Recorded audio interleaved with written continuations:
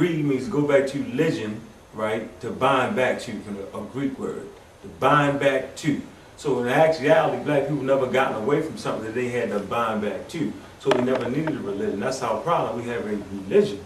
We don't have a culture anymore. We do not have a way of life. So that could never work for us. You can take Christianity, you can make it black, purple, green, or orange. That could never work for us because it's not us. The only things that can work for us is our culture, is ourself. Things of foreign matters could never help us. Things from outside of ourselves can never help us. You can't pray to God that's outside yourself and expect it to help you because it's outside yourself. You got to go within yourself. What is within yourself? You. You're within yourself. And the core of you is the omnipotent, omnipresent force that resides in all of the universe. That's what resides inside of you. So the very fact that you think you can go outside yourself, because that's what the religion causes you to do, it causes you to go outside your culture, it causes you to go outside yourself, is a ridiculous notion. For us to get back to where we're supposed to be, we got to go inside ourselves, because that's how we built them great pyramids, that's how we learned that math, that science. That's how we put together those great artifacts. That's how we built those great civilizations over and over and over again. The fact of the matter is, these Europeans with their religion has never built a civilization. They're not civil. It's not civil when your great-grandma, right? It's not civil when your great-grandma walks down the street and get a pocketbook taken. It's not civil to have jails all over the place. It's just not civil to have to pay for the land that's already yours. That's not a civil thing. So they've never seen a civilization. What was you saying? I was just agreeing with something you said. Right, they tear down things. Their religion causes them to tear down things. Their religion causes them to destroy things. Because my point is, let's get you some information on why the clear man. I'm calling them clear man because they're clear what it was they wanted to do to you when they came in Africa. They're clear what they're still doing to you right now. They're clear when you can look at them and see their veins. They're clear when you can look at them and see they made up of all colors. They're the original color man. They got brown eyes, blue eyes, gray eyes, red feet, red face. If you hit them, they return black and blue. So they're the original color clear people. So let's deal with these clear people and why I'm calling these clear people the devil. I'm going to go to the strong concordance and we're going to start defining some of these words that we call the devil. First of all, first thing people try to tell you is that the serpent is the devil. The serpent actually is not the devil. The Strong's number for the serpent is 05175, and that name is Nakash, right? And the definition for that is serpent, snake, serpent, image, serpent, fleeing serpent, mythological. In actuality, when you deal with the serpent, you're dealing with African spirituality. When you deal with the serpent, you're dealing with the African culture, you're dealing with African knowledge, because you know those in the group, they had those, when they unified both lands, they had that cobra sitting up on their crowns, right? So to us, the snake always represented black power, always represented black knowledge and black information. Let's go to the next word that we're trying to call the devil. They use that word, it's called Satan. Okay? And it defined, the strong number is 07854. And it's defined as the adversary, one who withstands the adversary in general, personal, or nation. Superhuman adversary. Yeah, those white people become superhuman. They think they're superhuman. The way they act, they're the superhuman murderers on the planet is what they do. Satan as a noun. So even still, we still haven't found the devil. We found Satan, which is not the devil. We found the snake or the serpent, which is not the devil. Let's come to the devil. The devil is actually a Greek word. But let's go to Lucifer. Now this is interesting about Lucifer. Lucifer, definition for Lucifer, the strong number is 01966. And the definition for Lucifer is light bearer. Keep that in mind. Now the definition is the shining one, the morning star, Lucifer, of the king of Babylon, and Satan, Halal, describing the king of Babylon. That's amazing. So watch this carry. Let's go to Jesus real quick. Right? Let's go to Revelation 22:16. We're going to read this and watch what they're going to say about Jesus. It said, Jesus, I, Jesus, have sent my angel to testify unto you these things in the churches. I am the root and the offspring of David and the bright and morning star. So see right there, Jesus considered a morning star, right? And Lucifer is considered a morning star. So which one are you praying to? Are you praying to Lucifer, the morning star? Or are you praying to Jesus, the morning star? In actuality, the star is the sun So what sun do they have you praying to? Remember, they looked at the Africans as giving due admiration to the sun. They could not comprehend that, so they brought the sun down to earth in human form, and they got you praying to what they call the Son of God. The sun, S-O-N or S-U-N, is still the sun. So they got you praying to the sun, the bright morning sun, because the star is the sun. So what sun are you praying to?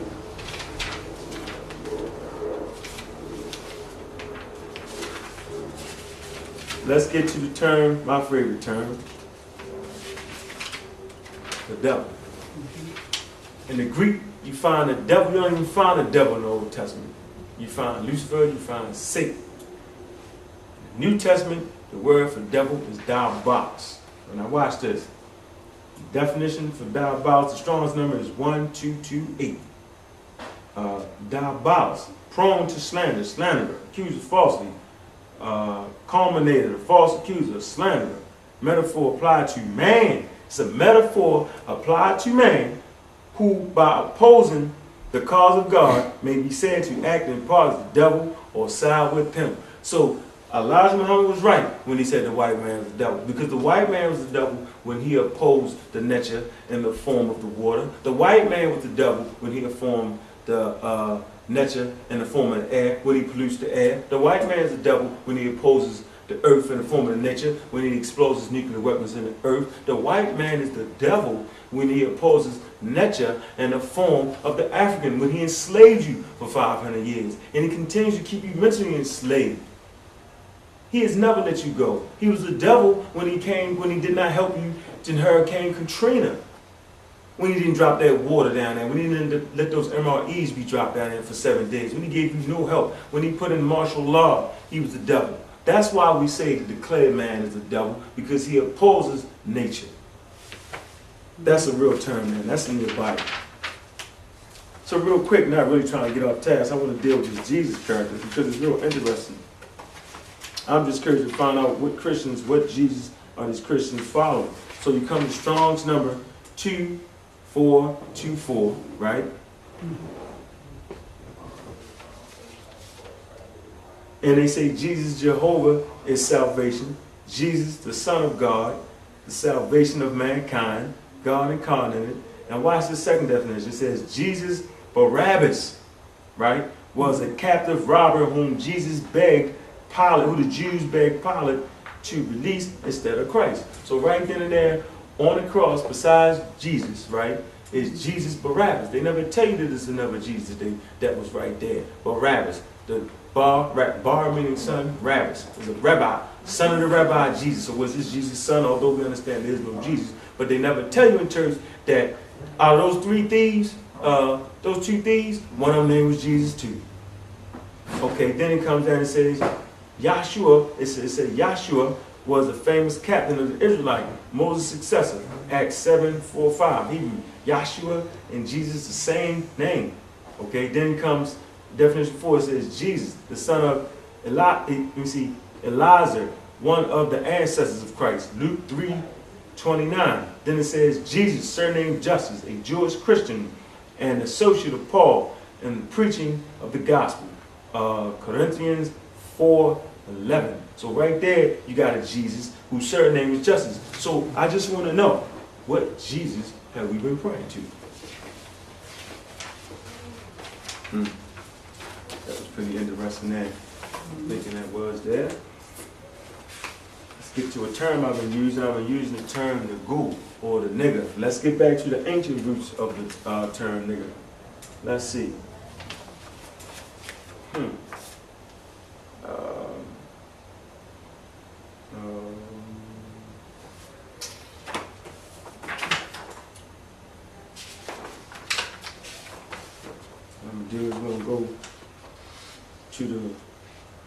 We're gonna go to the Bible, right?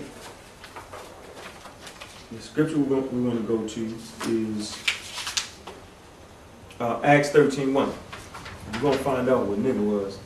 The term that a lot of people think is such a negative term, which is really not, because this is how they use the term nigger in the Bible. Now, there were in Antioch.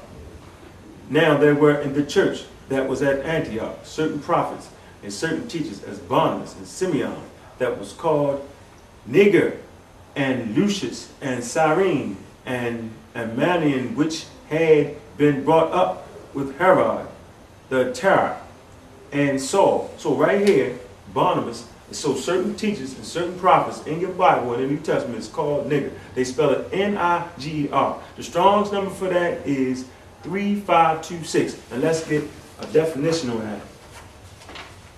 No, that says Niger, but Niger is a river. That's not it, because they give you, when you click on that Strong's number, they give you a pronunciation guide, and the pronunciation guide is nigger, and they spell it N-E-E-G-E-R. So that term nigger, let's define it. It says nigger, meaning black, surname of the prophet. So in your Biblion, in your New Testament, certain teachers and only certain teachers and certain prophets were considered to be a nigger. Understand that. So now for all our life we thought that was a bad word. That's the only way they thought it to be. They made you think it was a bad word. In actuality, that was actually a word of power. That was actually a divine word. That is the only word in the English dictionary that white people can't use without themselves getting in trouble. It's a word of power. Understand that. But that's in the Greek you find the word nigger. Watch this.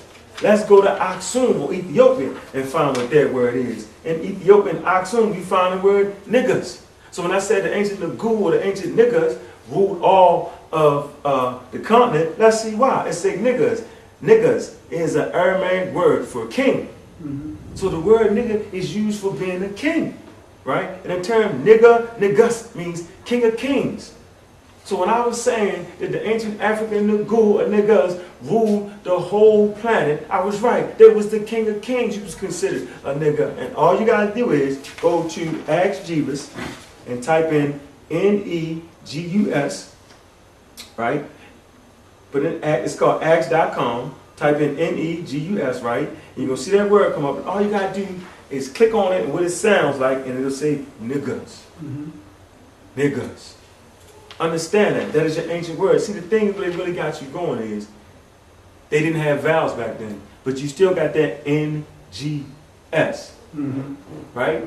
If you look at the word nigga, you still got that N-G-R. They just changing the vowels on you because they ain't have vowels back then. Right? So even when you come to Asia,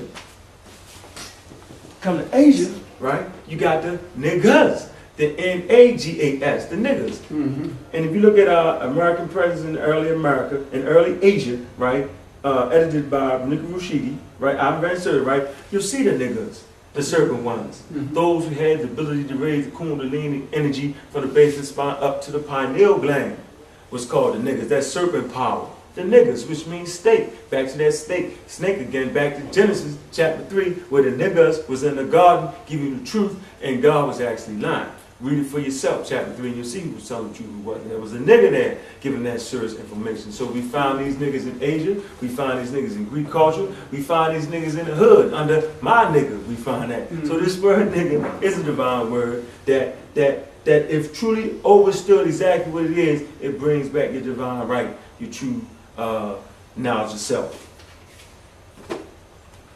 So we was talking about these Hebrews, and I'd like to come to this book entitled The Ankh, and in this Ankh shows you a relief, and it says relief from the temple of Hathor at Dendera clearly shows an African civilization in possession of light bulbs, cables, and battery generators thousands of years before Volta or Edison or even Europe themselves existed. It seems that no amount of evidence is sufficient to convince racist academia to revise their established views in world history. Right here you see they have a picture of a light bulbs, ancient Africans. And what I wanted to show you was the Ark of the Covenant.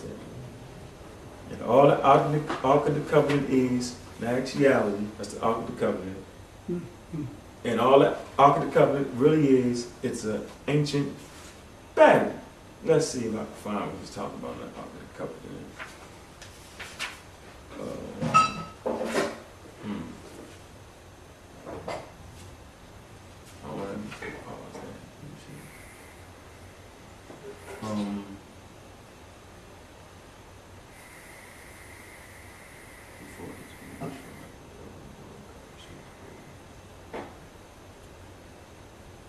Let me see.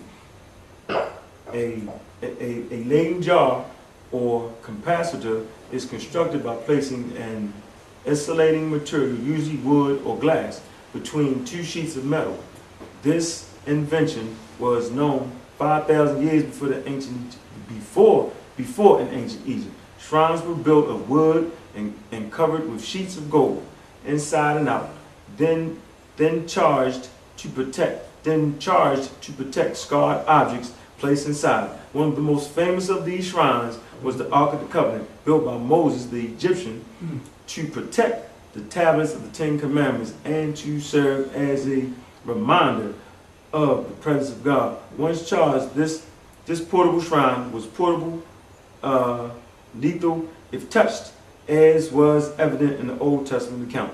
A priesthood expressly trained to handle the shrine wore special clothing for protection and used a rod to ground or discharge the ark. When the shrine was discharged by a priest, it could be handled safely. So this thing they call an Ark of the Covenant is nothing but an ancient shrine or ancient battery.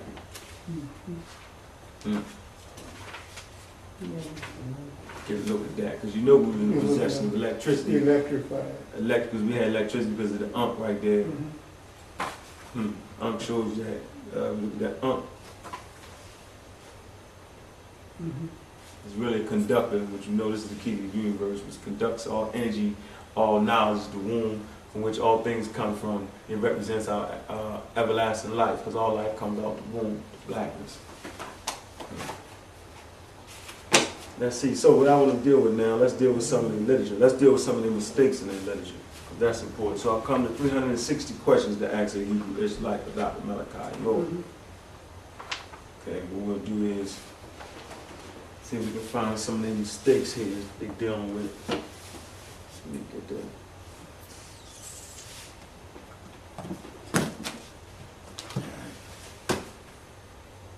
Okay, let's come to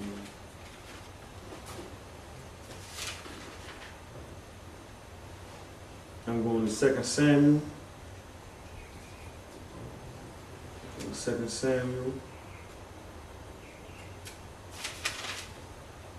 2 Samuel 8:3. And it says, David smote also Hadaziah, the son of Rehob, king of Zoab, as he went to recover his border at the river of Euphrates.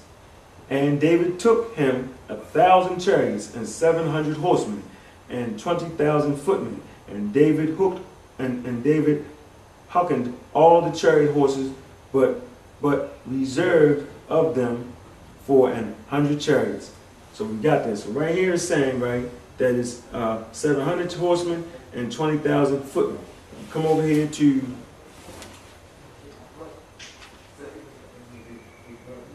First Chronicles 18:3. Let's read this. It says, and David smote Hezekiah, the king of Zoab, unto Hamath, as he went to establish his dominion by the river Euphrates. And David took from him 1,000 chariots, and 7,000 horsemen. So if we go back to 2 Samuel 8:4, it says 1,000 chariots. Right here it says 700 horsemen. Right here it says 7,000 horsemen. Okay. For the same, talking about the same story. Right. It's the word of God or the word of some crazy crackers. Right. Can't be the word of God, right? Does God make mistakes? Obviously, God does. Okay. Once again, 7,000 horsemen and 20,000 footmen. 20,000 footmen. Right here, it got 700 horsemen, and it's got 20,000 footmen. So you got right here, you got 1,000 chariots. Right here it says 1,000 chariots, 700 horsemen. Right, you got 700 horsemen. Then you got 20,000 footmen. The numbers are clearly different right here. Mm-hmm. Why is it like that? Why is these numbers different? I don't know. It's crazy. Well, with that big a difference, it's got to be 7,000 and 700. Yeah, it's crazy. And the numbers all mixed up in this thing right here. Okay, let's come to here. Let's see. So I got that.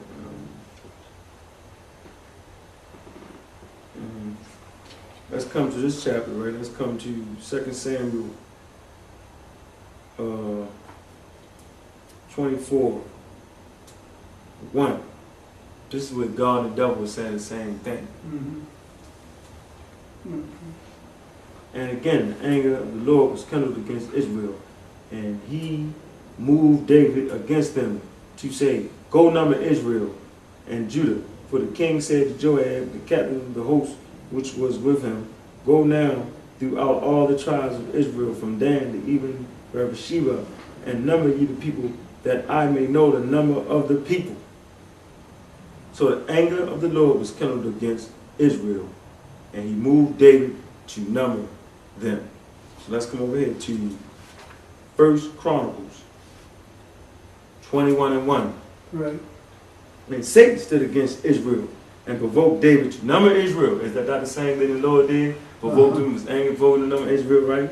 And David said to Joab and to the rulers of the people, go number Israel from Beersheba to even to Dan, and bring a number of them to me, that I may know it. Right.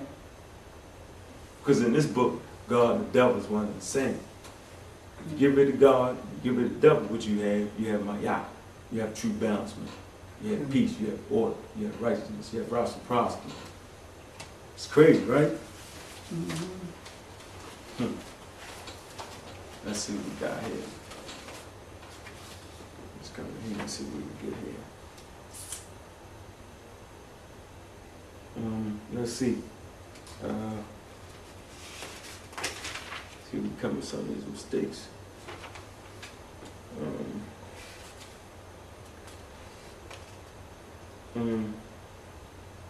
Go to 2 Kings 16:2, right? The question is, question number 86 says, ask Hebrew Israelite, how old and how long did Azar reign?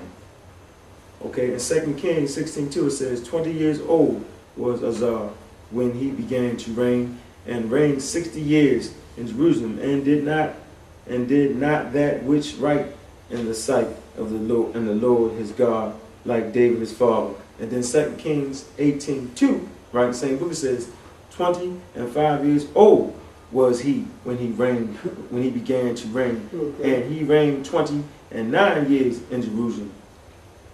It's crazy. It's the same man.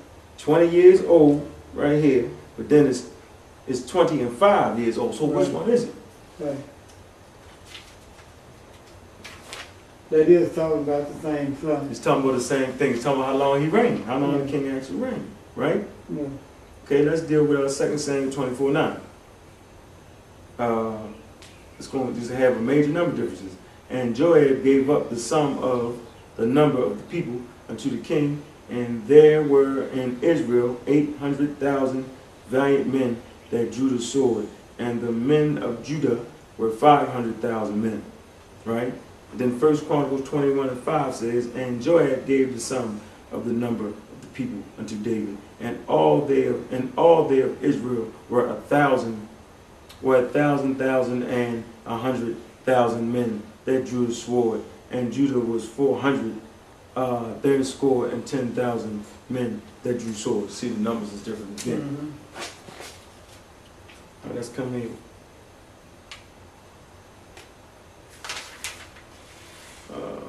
See, we get one more here.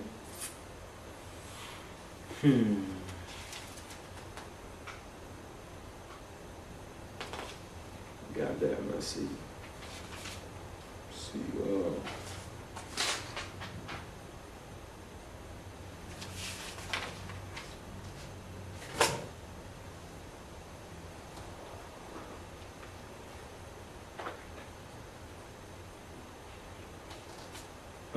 Let's go to, let's see, 2 Kings 8:26, right? The question is, ask Hebrews like, how old was Azar when he began to reign? So we went over the time of how how old and how long did he reign. But right here it's going to say, it's talking about, I'm going to ask you, how old was he when he reigned, when he began to reign? It says, 22 years old Asa was when he began to reign, and he reigned only 1 year in Jerusalem, and his mother was Athaliah, the granddaughter of the king Omar of Israel. 2 Chronicles 22:2. 42 years old was Elijah. 42 years old was Ahijah when he began to reign, and he reigned 1 year in Jerusalem.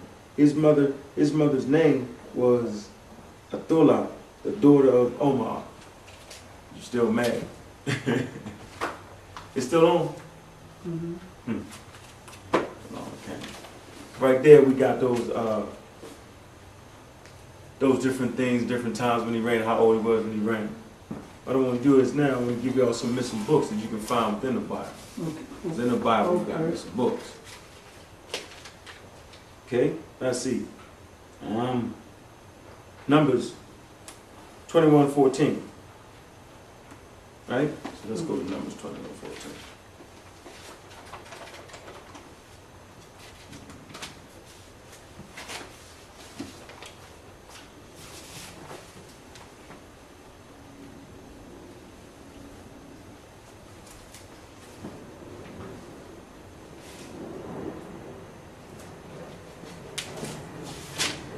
Numbers 21,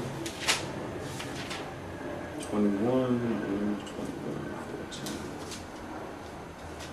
And it reads, where it is said in the book of the wars of the Lord, what he did in the Red Sea and in the brooks of Arnon. So right here, right in your Bible, in the book of the wars of the Lord. So there's a book of the wars of the Lord. Look in your table of contents, right? There is no book of the wars of the Lord in the table of contents of the King James Version of the Bible. There is no book of that. So that is a missing book. We want to know what's in the book of the war of the Lords. Let's go to Joshua 10:13. Let's see.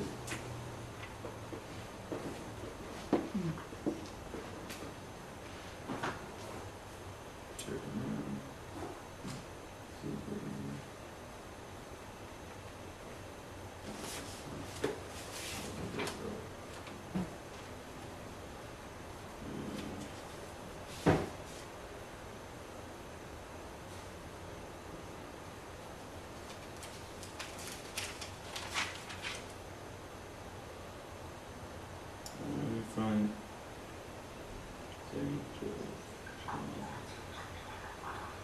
Judges.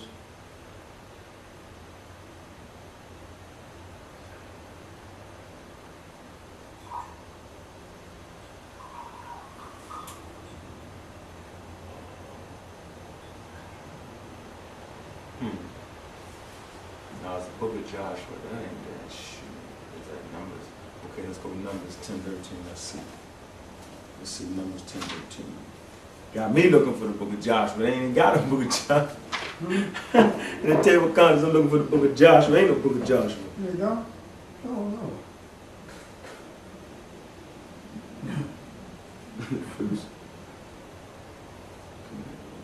No, it's not Numbers.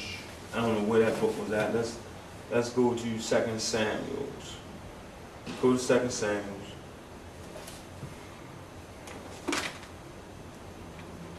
2 Samuels 1:18.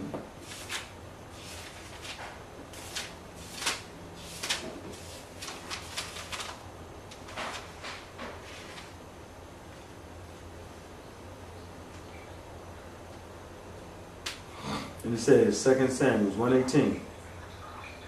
Also, he bade them teach the children of Judah the use of the bow. Behold, it is written in the book of Joshua. See? Yes. Book of the Joshua. But there is no book of Joshua. I just spent 3 minutes looking for the book of Joshua. Table of contents. They tricked me. No. There is no book of Joshua. But it's right here in your Bible. It states there is a book of Joshua. Where's the book of Joshua? Okay, let's go down to 1 Kings. 1 Kings 11:41. 1 Kings 11:41.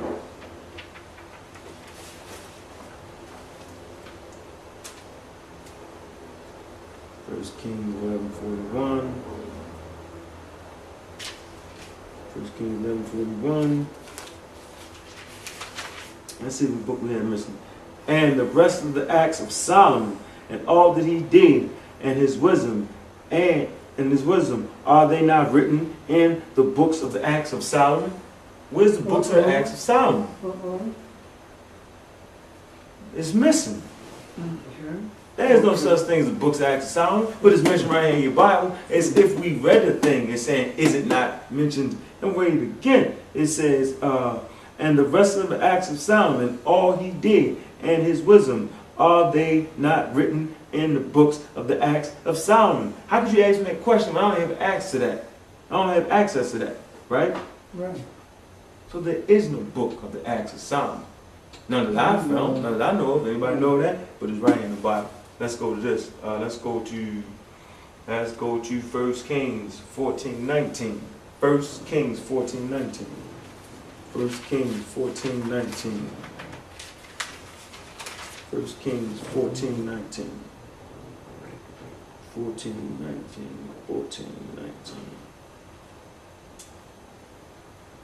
And the rest of the acts of Jeroboam, how he warred and how he reigned, behold, they are written in the book of the Chronicles of the kings of Israel. Once again, this is called the book of the Chronicles of the kings of Israel. Write your Bible again, another missing book. Now, Chronicles, actually, it's just a listing of... Right, but it's in a book where they have a listing. It says, 19, it says, behold, they are written in the book, of Chronicles of the kings of Israel. So it's a chronological of kings. We don't have a book of the Chronicles of kings of Israel, because there ain't no kings of Israel, because there ain't no such thing. But let's get back. Let's see what we're talking about. We can go to Genesis 5:1. Okay. This one we always miss. The Genesis, Bereshit. Genesis 5:1. This is the book of the generations of Adam in the day that God created man in his likeness and made he him. But it's right here it say, this is the book of the generations. We do not have a book of the generations of Adam. We got the book of Genesis, Right. but we don't have one book dealing with the book of generations of Adam. We don't have that. It's another missing book. Let's go to... Oh, yeah, the generations of Adam. It's a book of the generations of Adam. That would be listing all of this. All of this kin, all right, it's your whole book dealing with that. We don't have that book, right? Actually, we're dealing with Genesis, dealing with genealogy of Isis. Mm-hmm. That's what we're really dealing with. So let's see, Revelation 3:5. Let's go to Revelation 3:5.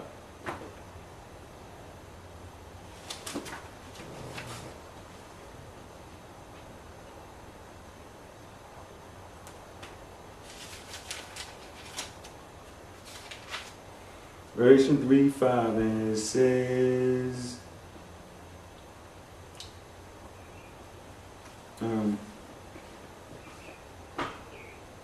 he that overcometh the same shall be clothed in the white remnant, and I will not blot out his name out of the book of life, but I will confess his name before thy Father and before his angels. Right here again is the book of life. Right. Where's the book of life? Right. There is no book of life that I know of. There's no book of life. Let me give you a couple more. Let's see.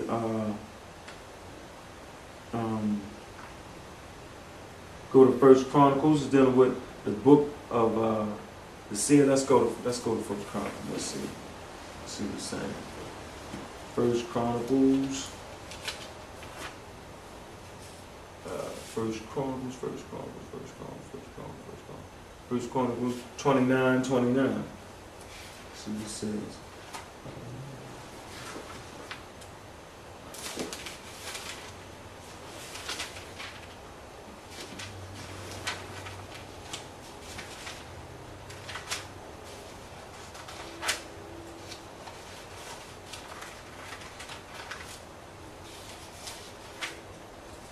29, and it says, now the acts of David, the king, first and last, behold, they are written in the book of Samuel the seer, and the book of Nathan the prophet, and in the book of Gad the seer. So you got 3 different books right here. Right. Let's say it again. Now the acts of David, the king, first and the last, behold, they are written in the book of Samuel the seer, and in the book of Nathan the prophet, and in the book of Gad the seer. All these books. So we got the book of the covenants, right? Let's go to Exodus 24:7. So far, I'm counting about 7, 6 or 7. 24:7. I'm trying to deal with the literature. Let you know that the literature is incomplete with a whole lot of missing books, right? Second of all, you got messed up numbers in here. The numbers are wrong, right? So this book that they compose and saying is the word of God is not the actual word of God. When you're dealing with the Bible or the Bible, you're not dealing with a facsimile. When you deal with the destruction of the black civilization, you're dealing with a little book, a biblion, a holy book, a holy scribe. You're dealing with a facsimile, a direct copy from the original. When you're dealing with this, you're dealing with the King James Version. You're dealing with a version of the story. How many different versions are there? So 24:7.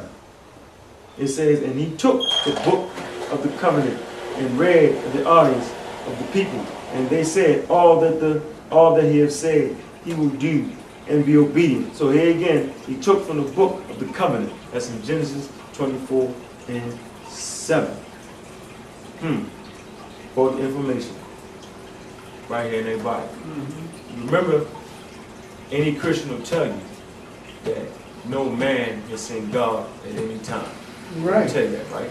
But if you come to Genesis 24:10, let's read what this says. Let's go to 24:9. Then went up Moses and Aaron and Noab and Abiram and 70 of the elders of Israel, and they saw the God of Israel.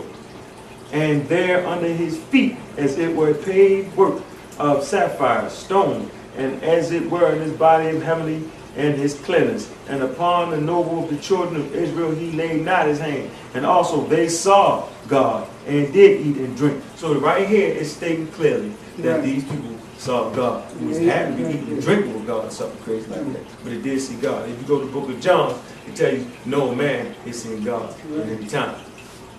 So that no man can see God and live. Yep, they said that's in the book of, let's get that straight, that's in the book of Exodus. Let's find it, that's a good one.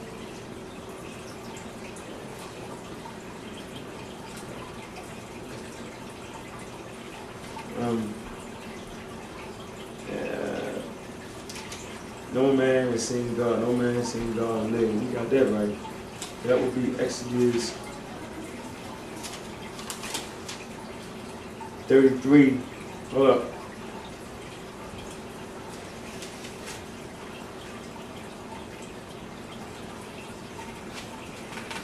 Exodus. Good to see the light. The lights came back on. Boy, crazy.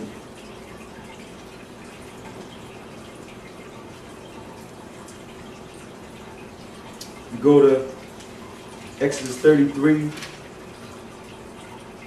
19, let's go to Exodus 33, 19.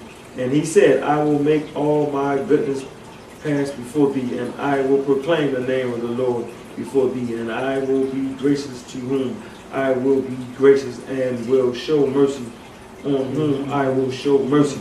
And he said, thou canst not see my face, for there shall no man see me and live. Right? Now, yeah, what chapter and verse was that? That's in Exodus 33:20. Exactly. And see no man leave. But then did not 24 Israelites see God live? Right? Right? Now, let me show you what Moses looked. See the description here what Moses looked.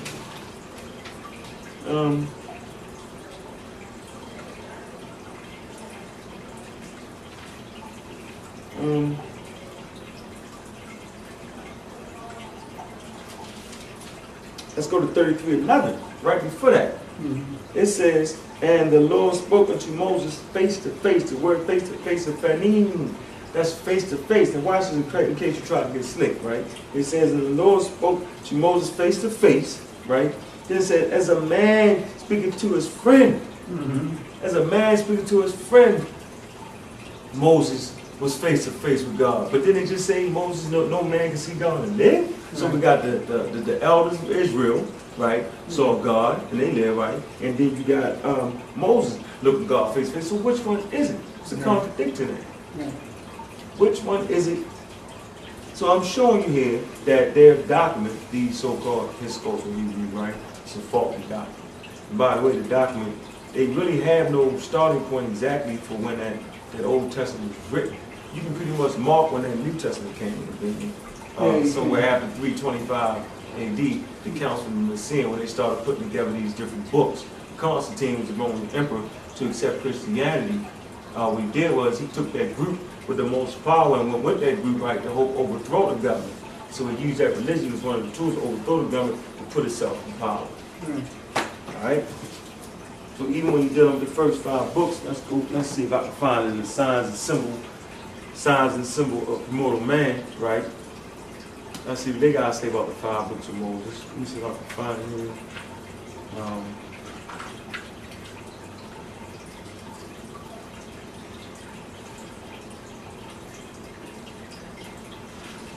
Let's see.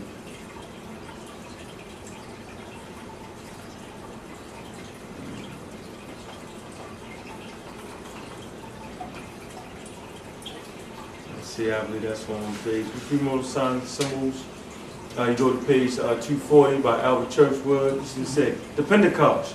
From the very ancient Egyptian text, we learn that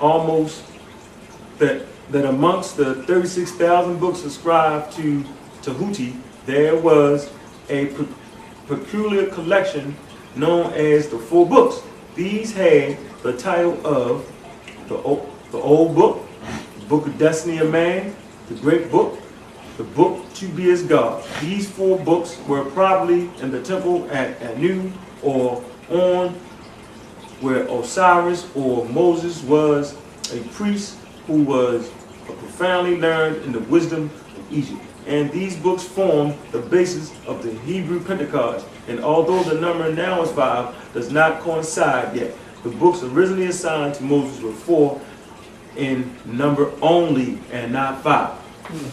So they're coming from ancient Egyptian things. Those are books of 4 books. But let's see exactly what I'm saying they were 4 in number. Because if we go to the Bible, right?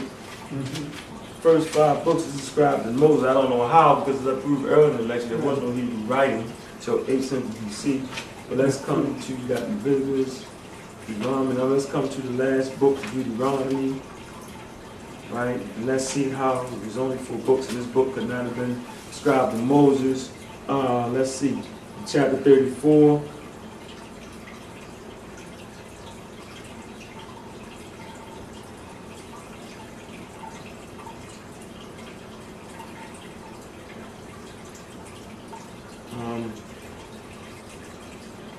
You go to 34:5, right? It says, so Moses, the servant of the Lord, died there in the land of Moab, according to the word of the Lord. And he buried him in the valley in the land of Moab, over against Beth Peor. But no man knoweth of his servant until this day. And Moses was 120 years old when he died. His eyes were not dim, nor his natural force. Well, it is a baby. He was still strong. But how can you be dead in a book that you yourself supposedly was given? Okay. That's my point. Okay. How can you be dead? So understand what I'm saying. This literature that you're reading is totally faulty. Even if the literature would be true, right? Let's deal with their first character, right? Understanding God's biblical character, or let's deal with the character that God supposedly made. Let's deal with Adam. Let's see where Adam is. Because once we start defining these words, we start realizing that we have been defining our death for ourselves. Right.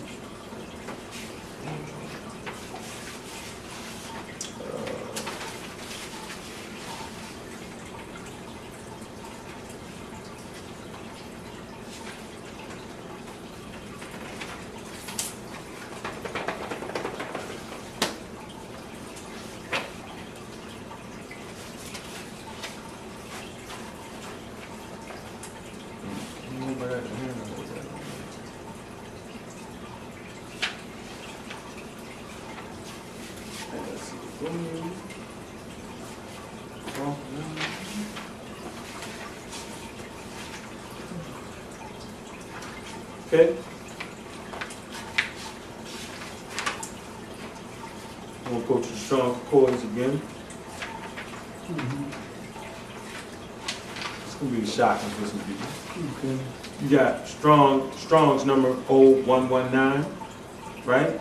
And the word is Adam. And it says to be read, right? Ruddy. Of Nazarites, plural, to be ruddy red, dyed red, ruddied, to cause to show red, to glare, to imminent redness, to redden, to grow red, to look red. That's Adam? That's Adam, as defined in the Bible. Strong's number 0119. But they use several different Adams. I mean, even come from this Adam, right? This Adam. Okay, right here, Strong's number 0120, right? Adam, from which the root word is 0119, what I just read. So the root of 0120 is 0119. That is the root of that. And for this Adam, it says mankind, man, human. Remember, mankind. Remember, because that clear man was a kind of man. A kind of man. Understand that out of the ocean, out of the salty waters, first life came. Walked up on the planet. 2 species came out the water. Right? One of the cannibal and one of the righteous. So I'm saying that you got 2 different species of human. Just like you got the crocodile and the alligator. They're 2 different species of reptile. Right. They may look the same, but the demeanor is totally different. You could have an alligator as a pet, but try to have a crocodile as a pet. Eat you up. Demeanor totally different. Understand that. So I'm saying right here, right now, you have 2 types of species of humanity. Hu comes from the Sanskrit meaning God, right? Man meaning being, right? Or hu meaning color, colored man. Understand that. So you got that God man. You got 2 different types. You got that one which is the cannibal, which is the murderer, which is the raper, which is the destroyer, right? And you got one which is righteous, who's always built great civilization. So right here, Adam, once again, it says mankind, much more frequently in tender tense, it says Adam, first man, right? But they give you 3 different Adams. Let me give you for this 3rd Adam. So I got Strong's number 0120 as an Adam, Strong's number 0119, right?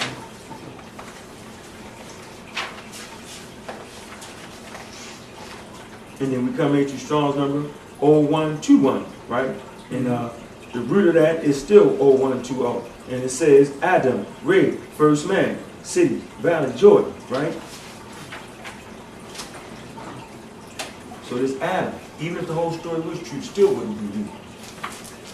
Because you're not Adam, you're not red, you're not ready. I might be a little bit red, right?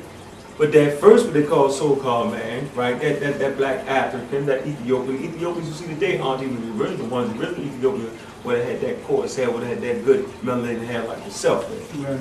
Okay, so we got Adam out the way, understand that. Okay, we got the 5 books out the way.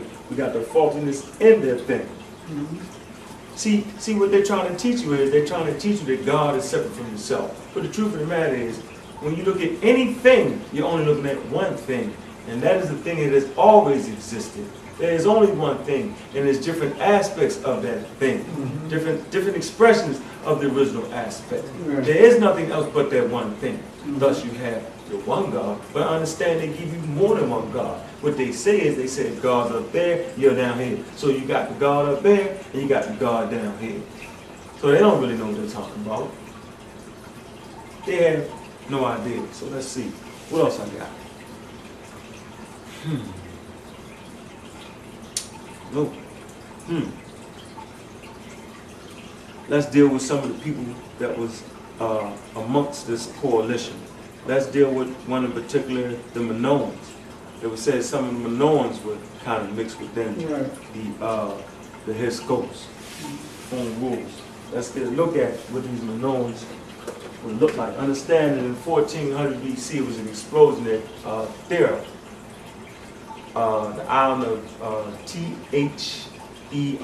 Thera. It was a volcanic explosion, and these people were displaced. They became refugees, and these people migrated over to what they call Greece or Athens. before that point, these Greeks didn't have a written language. These Minoans brought in what you're calling linear A, and they adapted to this Greek language linear B. We understand that linear A and linear B is nothing more than an ancient African language. So let's get a kind of look at what these people look like, these Minoans. They gave these Greek people their first language, their first written language. Understand the Minoans, their temples were exact replicas of the ancient African temples. Okay.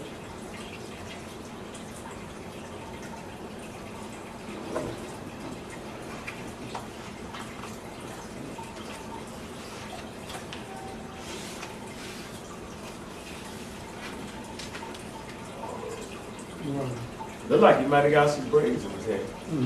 Wow. This is the figure of fresco depicting the bull leaper. The fresco depicting the bearded man, probably a priest. So look what these Minoans look like. Right. And they gave rise to that Greek civilization. They gave them that language. You know, I need to understand the netter,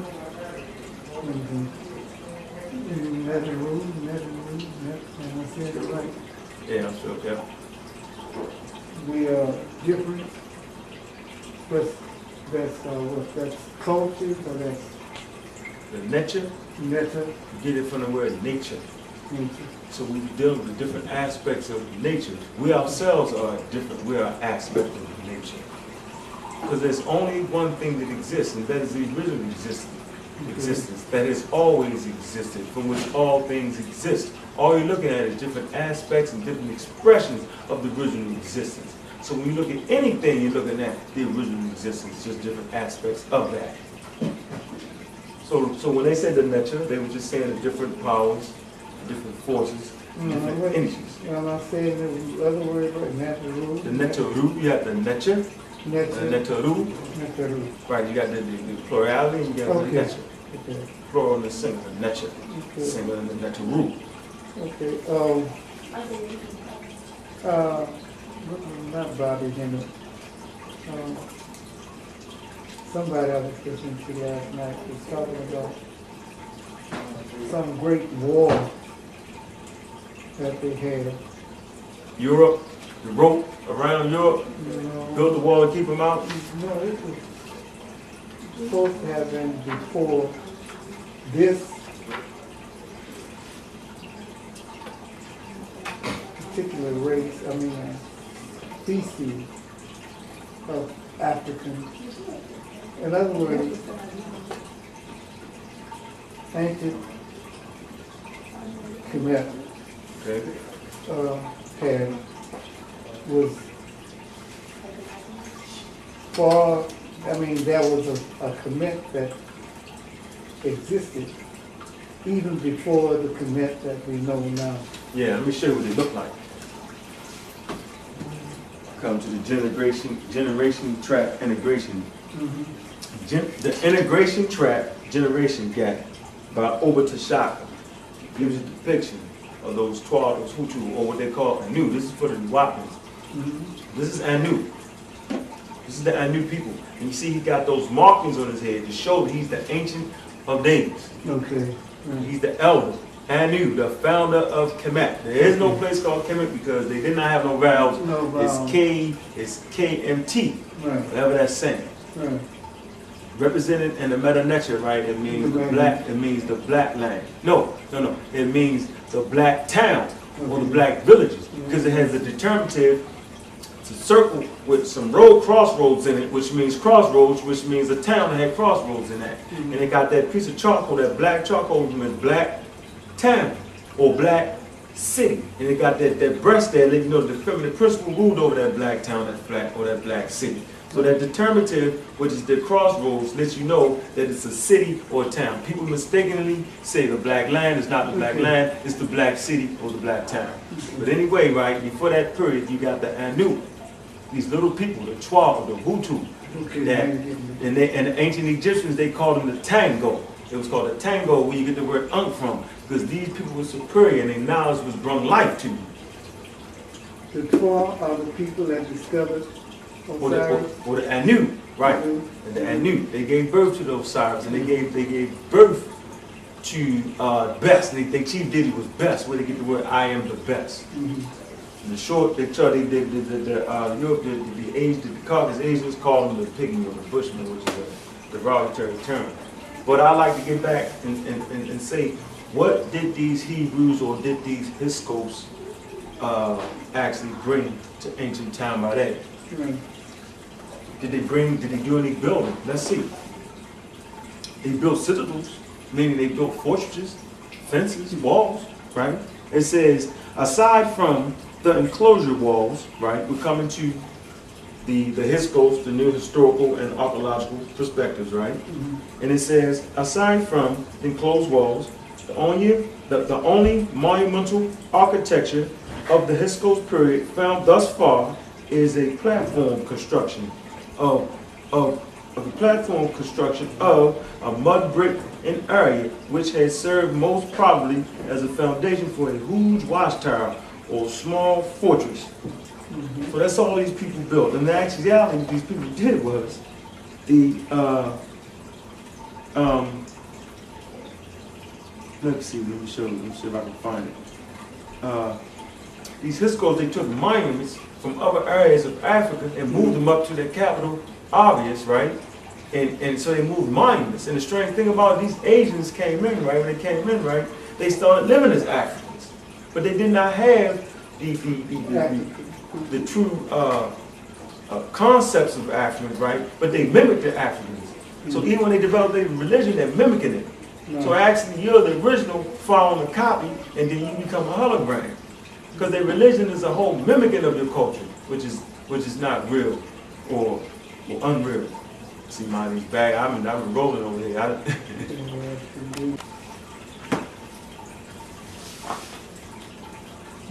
Okay, brothers, I got some questions for you. Okay. What is the African concept of God?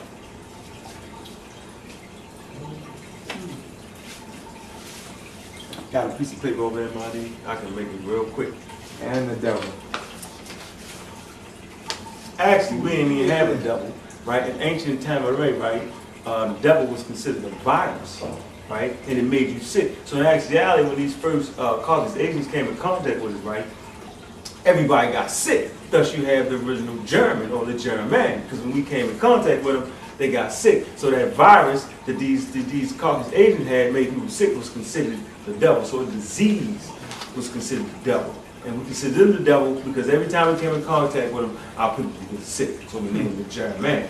Understand that? So our concept of God was this. We do it like this. Imagine this piece of paper here as being God. And we did not understand. No ancient text translate the word to God. The white man translates our information and say that was God. We did not have a term for the God. So the nature does not translate to God. Ra does not translate to God. So everybody thinks that, yeah, we had a concept of God. No. God is something they did. God is a mighty man. That's their thing, God. They can have that God. God is a Bible character. This was our concept of what you're calling the different forces and powers of nature. Look at this piece of paper as being the omnipotent, omnipresent force in the universe, right? For an example. Here's our concept. Now remember, there is no beginning, right? It has always been this piece of paper right here.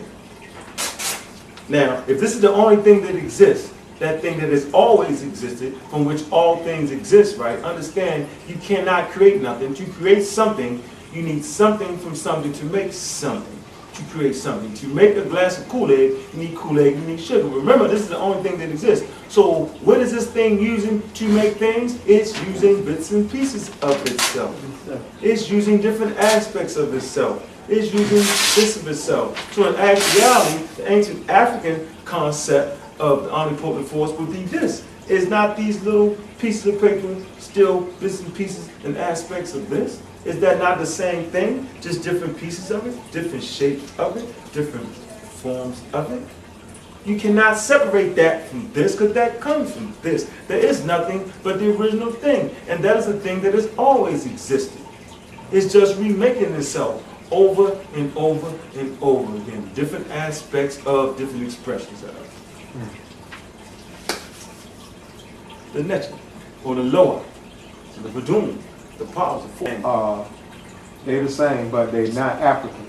They're not African. Amongst them, you might have had some Africans trapped in the world when you're going to always have some crazy Africans. How about they Christian, Muslim, Jew? We just do that. Right. But they did exist.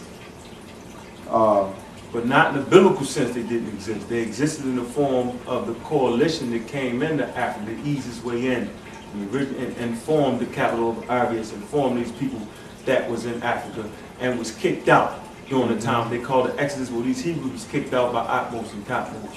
Okay. This is the question. Did someone named Abraham and someone named Moses actually, like, literally exist? No, no Abraham, Abraham is a triad of ancient African deities.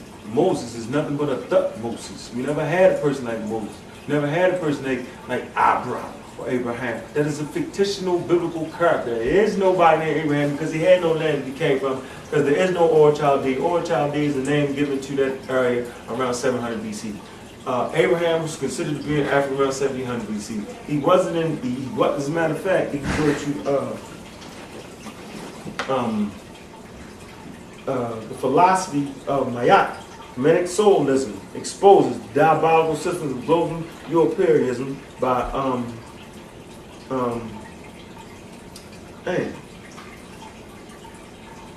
Marutep, right? He says that Abraham was a papus, was a general of the Hyksos army. Let me see if I can find that. What he talks about. So he gives you the whole story of the what his rendition what he used. That wide away, Marutep studied under Shekat Diabs. So this is one of Shekat Diabs.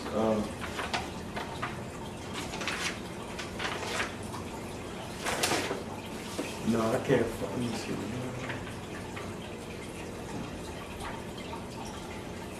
I got another question since we're running up on our time. I keep hearing this over and over, that the oldest, I mean, I know this is a lecture on Hyksos, but Right. the oldest Christian church is in Ethiopia. But I just explained how it came into. There is no oldest church in Ethiopia. That's a lie. It was brought in by Prometheus. Right. Right. The oldest Christian church Right. was a Greek thing that came in. And can't go. And by the way, you can't go past. If you want to say Christian church, right? You're looking at an AD thing. You feel me? So when they say but the Byzantine Empire was came in, right? That you got these certain kings that called on the Byzantine Empire, right? The Byzantine Empire brought in their brand of Christianity too, because they was asking the Byzantine Empire to help get the Muslims out of that, get the Muslims off their back. And if you go to an ancient king, a king called Prester John, let me see, Prester John. And remember, as I was reading, right, the first patriarchs of the Christian church was Greek. Right? It's detailed in the book of the mysteries of heaven and earth by virgins. Right. Right, so okay, so the first Yeah, and I also hear that the first patriarchs of Christianity was African. They made that up. That's our little lie. Now, the Africans wrote a lot of the Christian doctrine. You get what I'm saying? Like, what's his name? St. Augustine. St. Augustine. But he was drinking, getting toasted, right? And he just decided to turn his life around and write some books. But that's all African people do anyway, is write. Right. Okay, so even the literature with the Christian thing was written by African, with a what kind of name? With a Greek name. That's why I say your name is so important. Because when you take on these foreign names, you start to act like a foreign. You gotta understand that. It's your African name that gives you your African power, which is your black power. You should always keep your black power. You give away your black power when you give away your African name. So even the person that wrote the Christian doctrine was black, but he still had that Greek name. So he was still looking at his grandmama as being black. So I want to talk about Pastor John for a minute. Because Pastor John was an Ethiopian. Let's see if being a Christian helps you out. Let's go back in time, right? Let's go back to 1402. Let's go back to 1316 AD. Having heard of a Christian king in the East Africa, legend of Pastor John, widespread in Europe, after Spurious letter in 1165, the Pope sent 8 Dominicans to Ethiopia. Others seem to have been sent in the course of the century. The Ethiopian embassy reached Venice. There were other in 1408 and 1427 and 1452 Ethiopian emperors arrived at Lisbon, and in 1481 at Rome. The object of these embassies and of those sent in return, expressly by the Pope in 1453, was to establish a Christian alliance against the Muslims, Mamelukes in Egypt, and later against the Ottoman Turks. Nothing came of this project, but the exchange of missionaries served to acquaint Europe with that part of Africa. So check this out. What he's saying is, right, Pastor John was trying to establish something with the European Christians. Right? He was trying to send emissaries back and forth. Right? But the only thing it really served was to familiarize them with your homeland, to familiarize them with the things that later on still take. So even back then, you being a Christian did not help you. The only thing he did was to destroy you. I said. Oh, shit. So I don't know if you want to make that the end. Right? But just in case people think that you can be an African Christian, African Muslim, let's say what the Bible has to say about it. Let's see.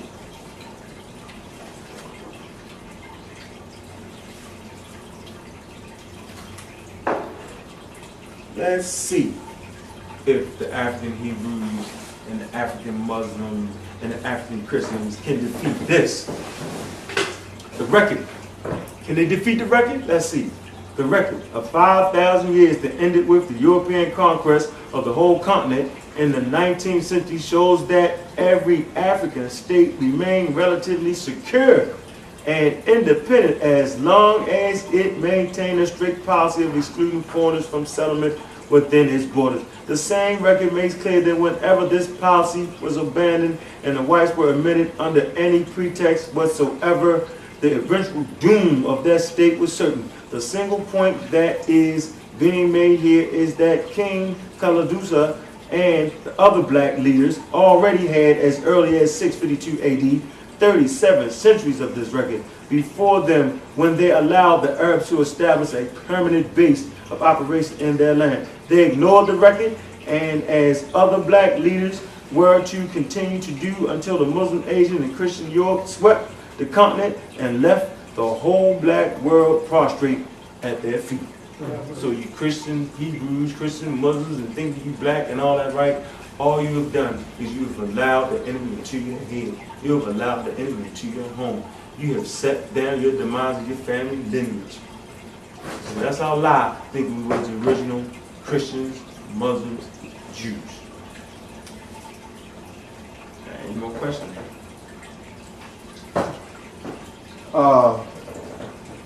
Just to end the tape, where do we go from here as black people?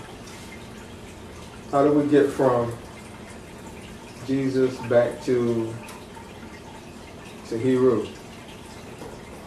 In actuality, we look at the character of Heru, and Heru resides in all of us. And the thing I'm making is, we're children of the sun, we're children of nature.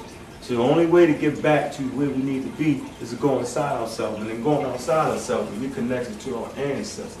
And we connect to our ancestors, we connect to nature.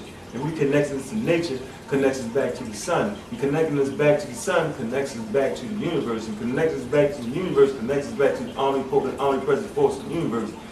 And in doing that, we've made that complete circle. We've plugged back into our power. So that's what we as black people have to do. We have to reestablish our power over what we were as a people. We got to know what it means to be black. Because if you don't know what it means to be black, you'll be confused by Christianity and stuff like that. You'll be a Jehovah's Witness, a Seventh-day Adventist. What else they got? A Baptist, a Pentecostal. If you don't know what it means to be black, you'll be a black Muslim. You'll be different aspects of Islam. You'll start accepting shit like. If you don't know what it means to be black, you'll consider yourself a black Hebrew or black Hebrew Israelite or be a part of the Hebrew Israelite church. So for us black people, where do we go? We go back to self. How do you go back to self? By praying to yourself, by knowing yourself, by loving yourself. What I suggest people to do is put the blackest picture they got, throw it on their wall, and stare at it every single day. What I suggest for black people to do is to take all white baby dolls out their house.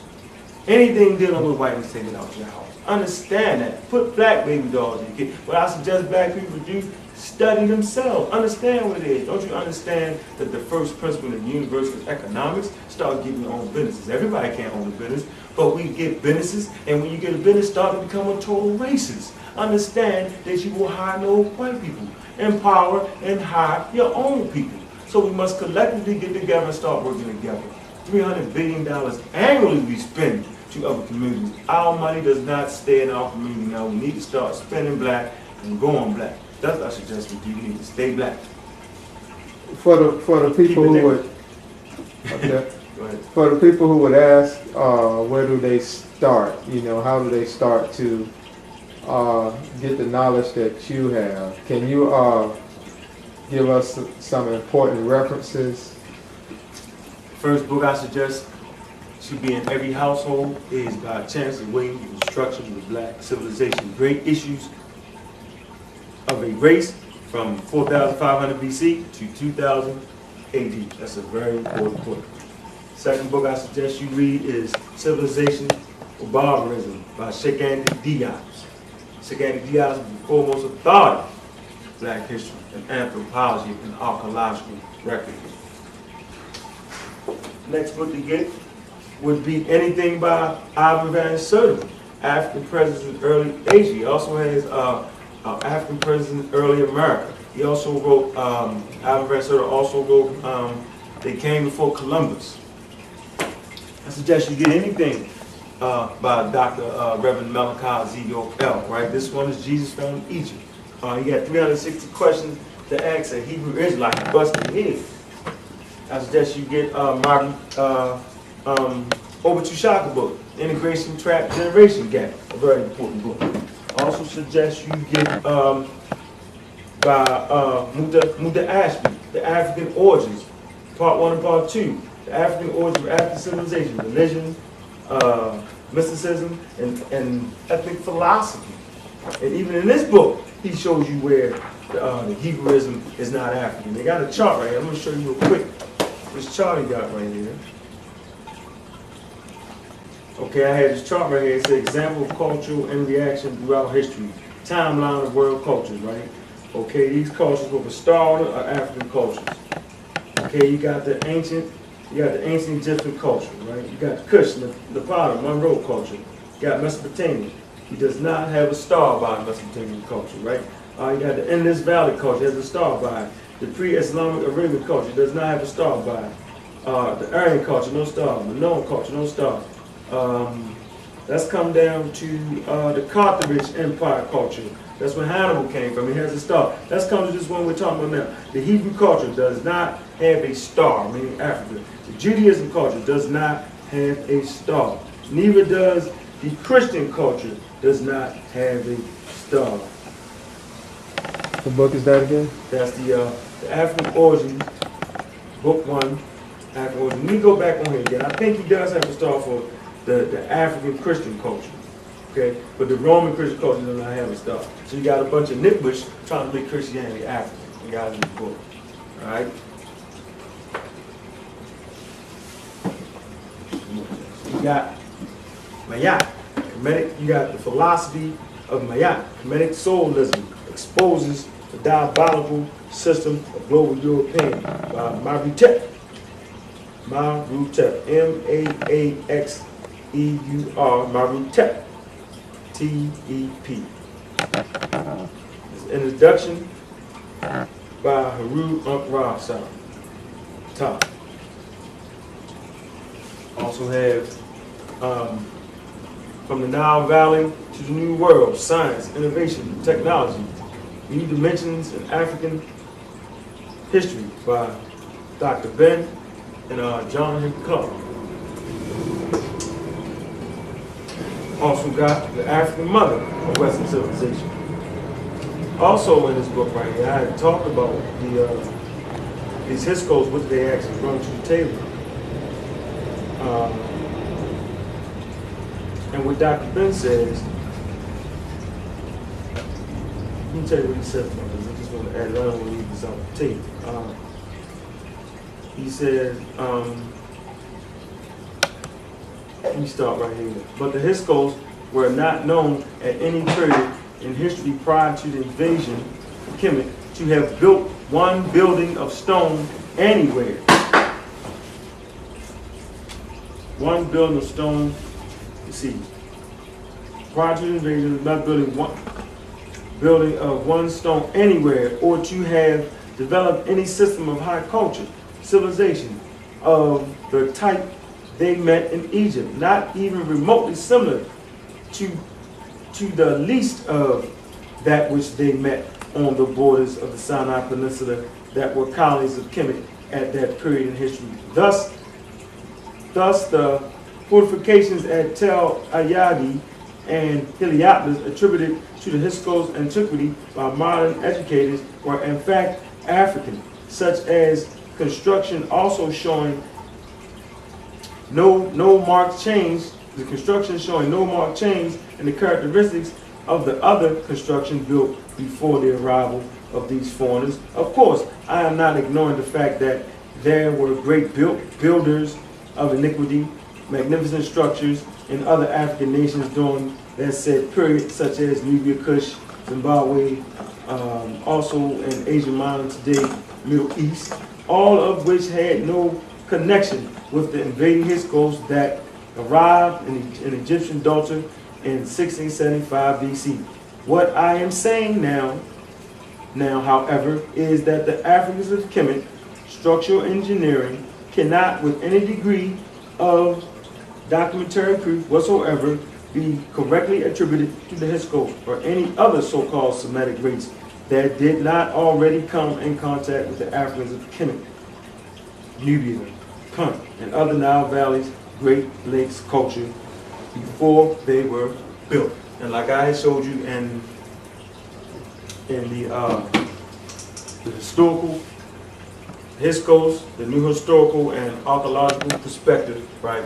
They also said the only thing these people built walls and fortresses. Dr. Ben said they probably ain't even built that. But the archaeological record kind of shows that they might have built some walls. And that's to keep out the Africans. And all the edifices and temples they had, they tore them down. They dragged them to the capital of the Bar. And they lived as Africans. So they came in as invaders, eased their way in, and they actually lived as Africans.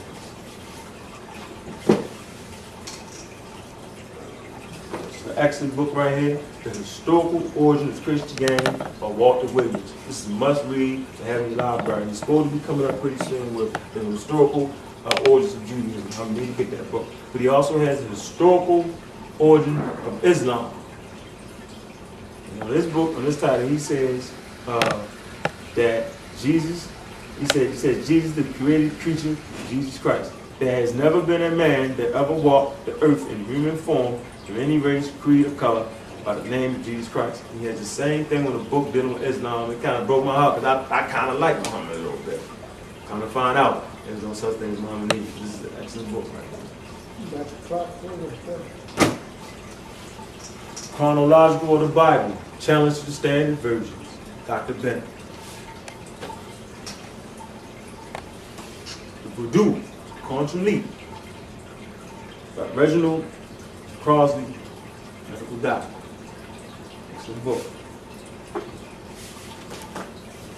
You got Ancient Egyptian Literature, late period. You got volume 3, Ancient Egyptian Literature, volume 2. You